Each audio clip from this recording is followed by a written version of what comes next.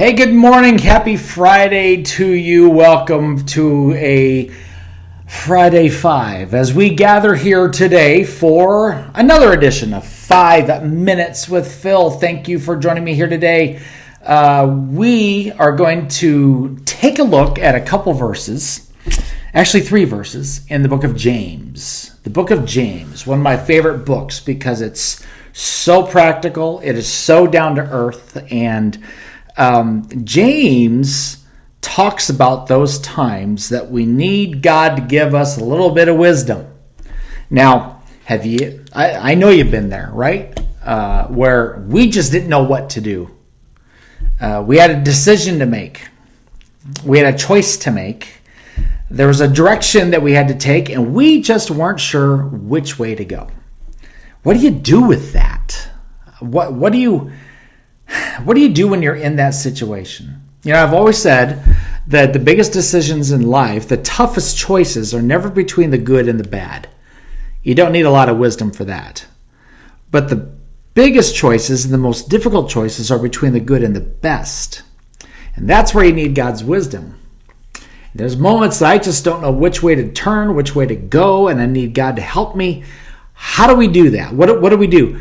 James addresses that, and I want to show you from James chapter 1, beginning in verse 5 and going to verse 7. So take a look at this with me. James chapter 1, beginning in verse 5. Here's what James says. If you need wisdom, ask our generous God, and he will give it to you. He will not rebuke you for asking. But when you ask him, be sure that your faith is in God alone. Do not waver. For a person with divided loyalty is as unsettled as a wave of the sea that is blown and tossed by the wind. Such people should not expect to receive anything from the Lord. Okay, so if we need wisdom, what do? We should ask God. Okay, now that seems very basic, but follow me here, okay? Because the Bible says that he will not rebuke us for asking him for wisdom. So he's not going to get put off or angry or upset or impatient with you if you ask God to give you some wisdom over a situation that you're going through and a situation that you're facing. So that's really good news, right? But now here's the qualifier, okay? It says, when you ask him, be sure that your faith is in God alone. Otherwise, the comparison is, you're just like a wave of the sea that's just tossed back and forth, and you're wavering. And so what does that mean? I think sometimes I've met people that when they go to me and ask for advice, and maybe you've experienced this too, a lot of times they're not asking for direction. A lot of times they're just asking that you would agree with what they want to do already. And oftentimes I've seen people go from person to person to person to person until finally someone's agreeing with them, and then they say, oh, all right, that's God's will. And I think that when we ask God for wisdom, we're asking for his direction first. So we're not asking God to agree with us. We're praying that we would agree with him. Does that make sense? Let me say that one more time. We're not praying that God would agree with us with the direction that we really want to go. We're praying that our will would line up with his. We want to agree with him on the direction that we should go.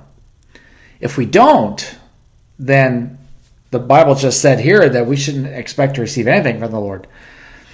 And I think it's important today that if you need wisdom from God, okay, certainly God will use your intellect. Certainly God will use your common sense. But ultimately, when we really need his wisdom, we have to rely on what he says and depend on that. We don't have a plan B just in case God tells us something that we don't want to hear. You know, maybe the answer is going to be no. And sometimes we don't like to be told no. What do we do then? Okay, then accept God's will. All right? And don't just do your own thing anyway, because that's when you become that, like the wave in the sea, tossed all over the place. So I really want to encourage you today, if you need God's wisdom today, ask him. And then trust his wisdom. Even if it's uncomfortable, Go with his leading.